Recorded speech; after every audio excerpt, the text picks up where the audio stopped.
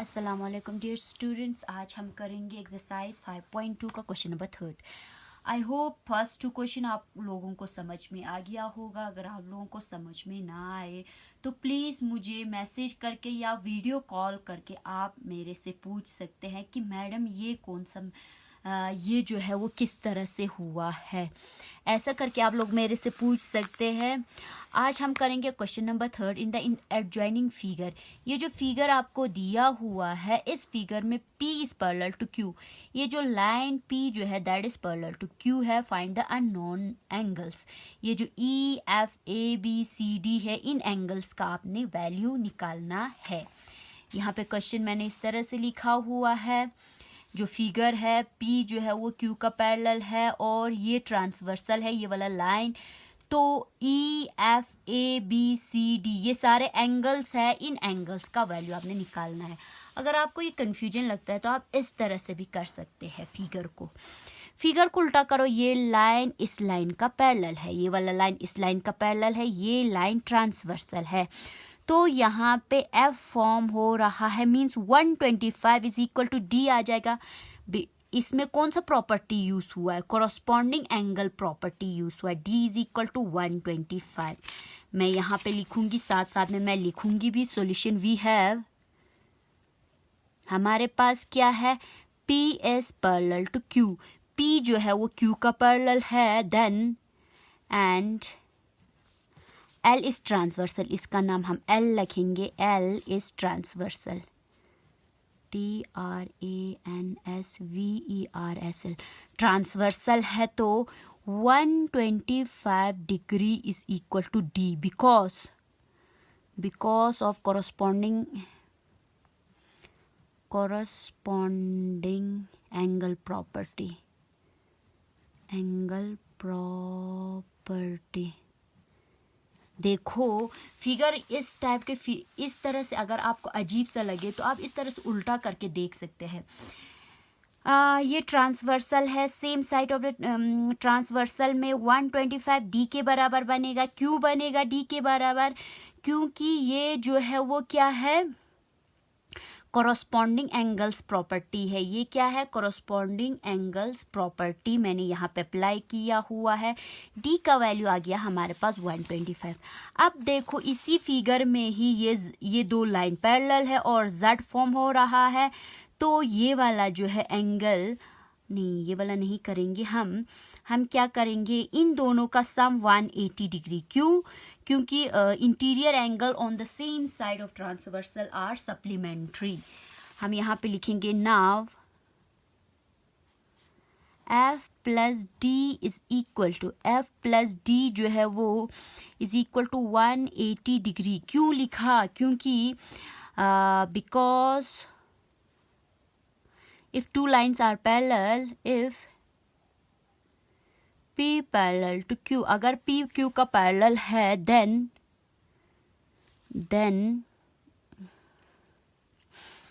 क्या आएगा? Interior angle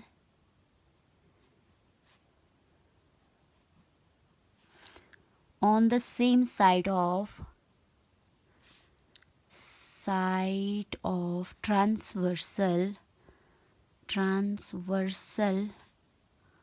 are supplementary। Supplementary आ जाएगा।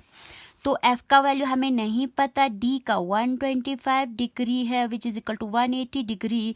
तो यहाँ से F का वैल्यू निकाल सकते, this is F not Y। 180 degree minus 125, 10 में से 5 निकालो 5, यहाँ पे क्या बचा? 7 में से 2 निकालो 5, 6 7 आ जाएगा 5। ये 55 डिग्री। F का वैल्यू क्या आएगा? 55 डिग्री। अब ये F का वैल्यू 55 डिग्री है तो अल्टरनेट इंटीरियर एंगल से A is equal to F बन जाएगा। A is equal to F is equal to also 55 degree because of alternate interior angle. Alternate interior angle से A का वैल्यू आ गया, A F दोनों 55 आ जाएगा।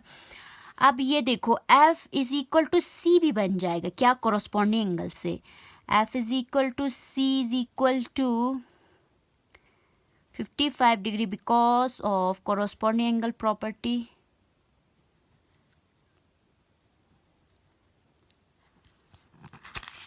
देखो यहाँ पे F जो है वो C के इक्वल बन जाएगा because of corresponding angle property, because of corresponding angle property.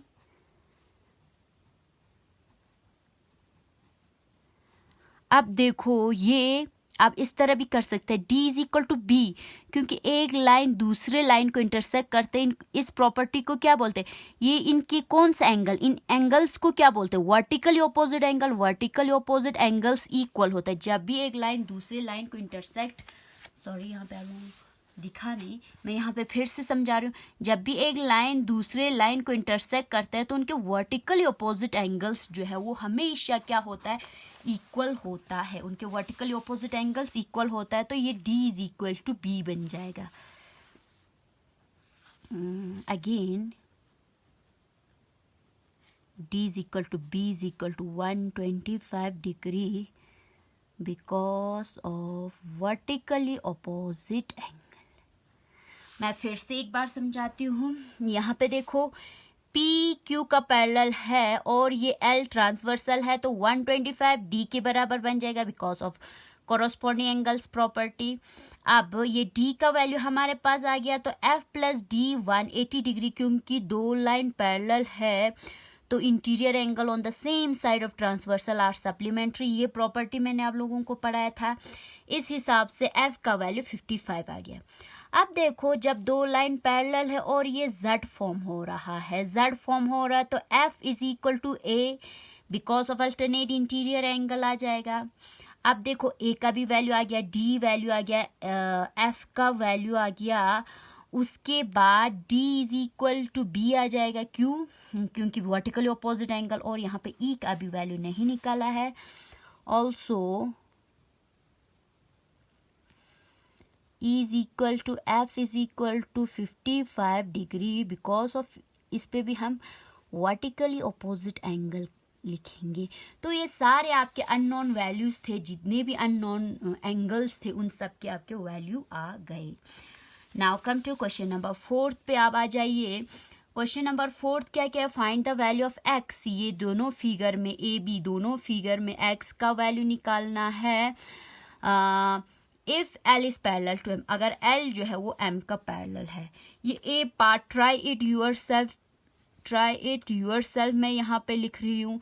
इसका मतलब आपने कॉपी पे ट्राई इट यूर सेल्फ नहीं लिखना है, इसको आप, ये आपके लिए होमवर्क है, ये आपने खुद करना है, सॉल्व करके x का वैल्यू निकालना है। तो यहाँ पे B पार्ट देखो, B पार्ट मैं यहाँ पे कर रही हूँ। तो आप फिगर को इस तरह से करो, अगर L जो है that is parallel to M, अगर L पैरेलल टू M है, हमने इस x का वैल्यू निकालना है। फिलहाल के लिए इस B लाइन को भूल जाओ आप।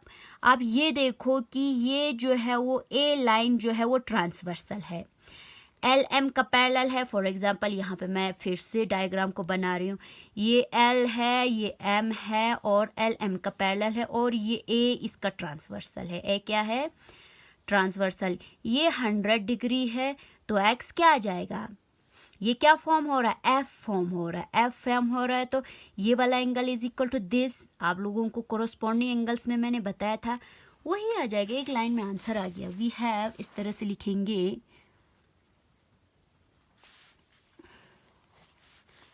कैसे L is parallel to M and A is transversal।